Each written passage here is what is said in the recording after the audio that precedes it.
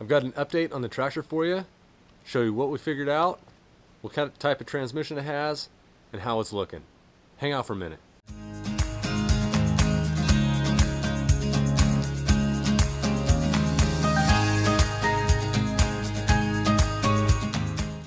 So if you missed the last video about the tractor, we were having a problem with the clutch. It was slipping. It felt like the clutch was going out. I called the mechanic in town. He said there's two types of transmissions.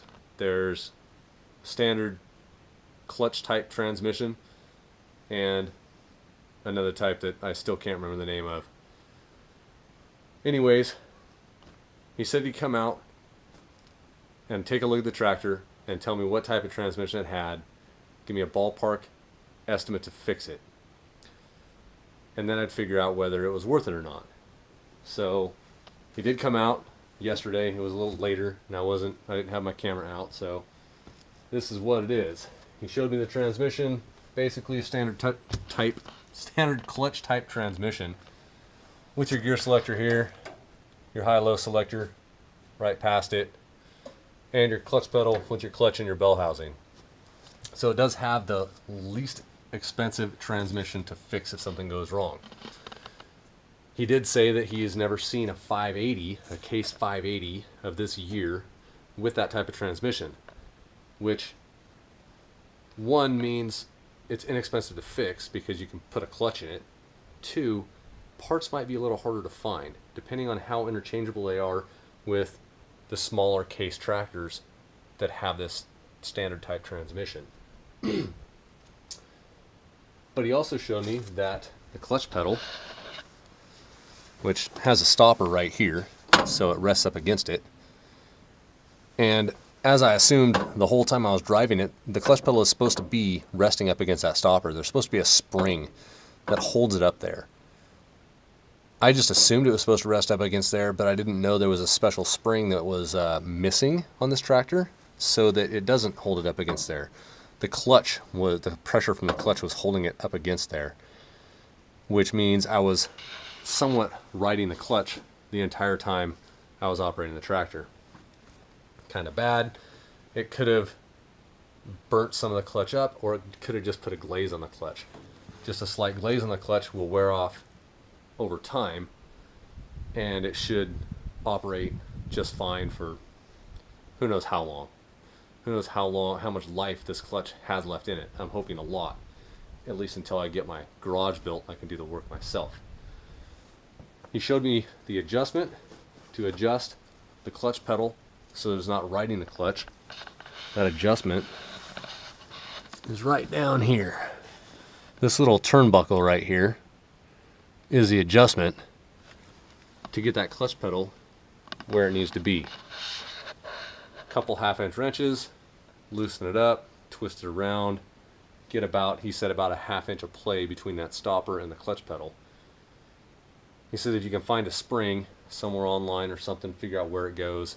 Different tractors have different placements for those springs to hold that pedal up.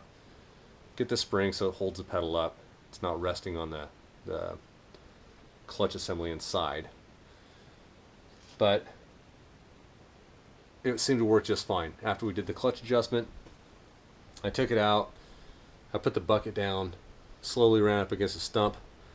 The back tire started to dig in, and really quickly it wanted to die. So the clutch seems like it's okay, but I don't know, and again, how much life is left in that clutch. But for now, I can use the backhoe. I don't have to worry about it basically burning a clutch up somewhere out on my property where I can't get to it. I still have to rebuild a couple of the rams, or have rebuilt one on the bucket up front. You can see it's leaking pretty good. Both of these sides are really greasy, but this one's more wet. And this ram right here leaks fairly decently. And there's a ram on the back for the dipper arm, which is the second arm back here. This is the dipper arm, this is the boom, and that's a bucket. So the dipper arm ram, which is up here, it leaks out of this seal. And sometimes you can actually see a spray of hydraulic fluid shoot out of that seal when you're putting pressure on it. I do have to add hydraulic fluid on a regular basis, and it's about $75 for 5-gallon bucket, so it's not cheap. We're rebuilding the rams.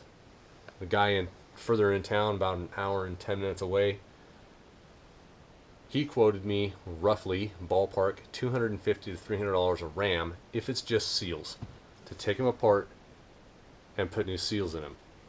That means I have to take them off the tractor, which doesn't look too hard. Some nuts and bolts, some hydraulic lines. Probably have to buy another 5-gallon bucket of hydraulic fluid for all the hydraulic fluid that leaks out. But if I can get them fixed so they hold pressure and they're more reliable, I think I'm going to do that next. About the return spring, I'll see if I can find it. If not, I might have to hook something up. I don't want the pedal to rest up against the throwout bearing.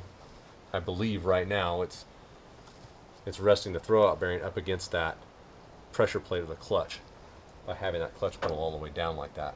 So I want to fix that as soon as I can, and hoping that maybe 2 years down the road I have a concrete floor poured in a garage somewhere, and I'll make sure and pour it fairly thick, 4 or 5 inches thick, so that I can work on heavier equipment like this. It's going to be around the property. But that's about it for now. Thought I'd give you a little update. It's good news for me. I don't have to spend a whole lot of money right now. If you like this channel, hit that subscribe button if you're not already a subscriber. More homestead videos to come. Hit that like button, help our channel get out there, and leave a comment. If you know more about this case backhoe, or you know where you can get parts, you have a good source, let me know. Until next time, go make something.